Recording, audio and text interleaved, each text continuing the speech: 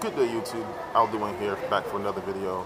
You might notice that this video looks a little different, and that's because I'm testing out a 360 camera for my personal channel, but I decided to go ahead and upload the video here for you guys first on the pagan perspective, so you can kind of get an idea. In the future, I'm going to be going through some nature-esque type places, so you'll be able to see some of the more beautiful areas and parks and things like this in the area. But right now it's raining outside, so I'm not sure if you can see in that direction. If you spin the camera around, you'll see that it's outside is actually pouring down right now, so it's not the best idea. Plus I'm here with my beautiful partner here, which you can also spin around and see. But this week's topic talks about celibacy and whether or not paganism had a hand in celibacy with the Catholic Church and so forth.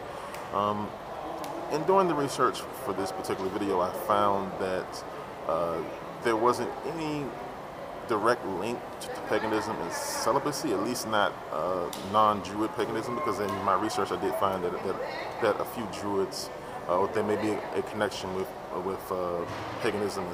I'm sorry, but there may be a connection with celibacy and Druidism, but I'm not sure. I haven't really done research in that branch. I would always point you guys toward our very own Danny for that kind of information. She'll probably have more information than I could ever give to you there. But I did find that in the inception of early Christianity and the Catholic Church, celibacy was not there. In fact, popes would actually become pope while being married. There were documented cases where these men actually had sons, and they would hand the office of the pope down to their son. And large swaths of land, lots and lots of property. This was documented, and I actually have a number of links below that you guys can read if you want to see which pope did it, how long they served, and things of that nature. Also, there was one family. There was at least one family that had a lot of control in Rome, and they actually were able to place who they wanted in the office of the pope.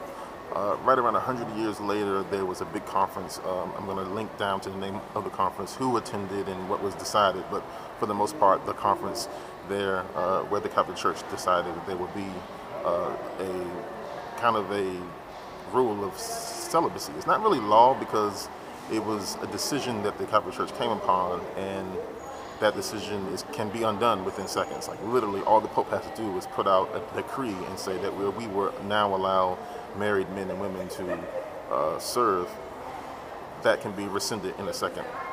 As far as how paganism plays into all this, and my personal feelings on it, I feel like we are all energetic creatures encased inside of flesh bodies. So when we talk about the energy body, when we talk about astral projection, when we talk about Reiki energy, when we talk about yoga and meditation, all of these things are linked to a healthy energy body.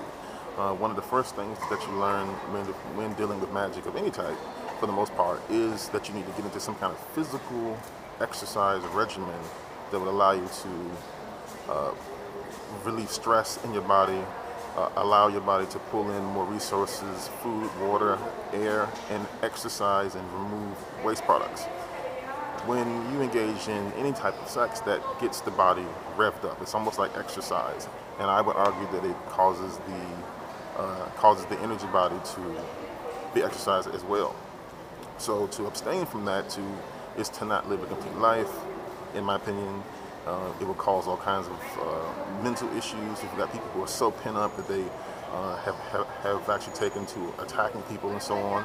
So to me, it would be a very, very bad idea to abstain for large amounts of time. I mean, even the human body, even the male body, will literally expel seed if it's not allowed to push these energies out.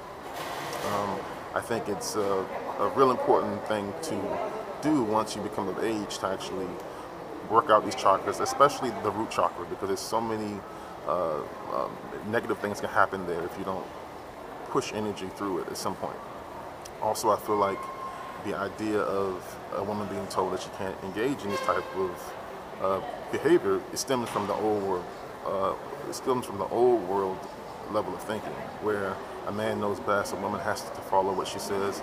I believe these ideas are archaic. I believe they're old, and quite frankly, it falls under the whole umbrella of bigotry and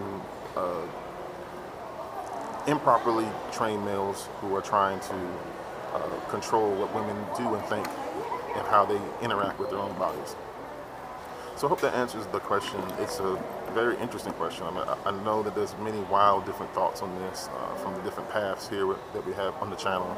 I would urge you all to go and take a look at what shows up on Danny's channel, because I did find that there was an idea that Druids may do something similar for a certain reason, and I'm not sure what that is. So I would say go ahead and reach out to Danny, send her a message, comb through her channel.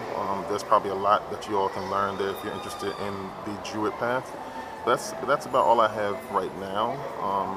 I may do more information on my personal channel, but for right now, guys, I urge you to go ahead and check down below, have a look at those links, and just, you know, read some of them. Let me know what you think. I would love to know your thoughts down below. And until next time, until next week, blessed be.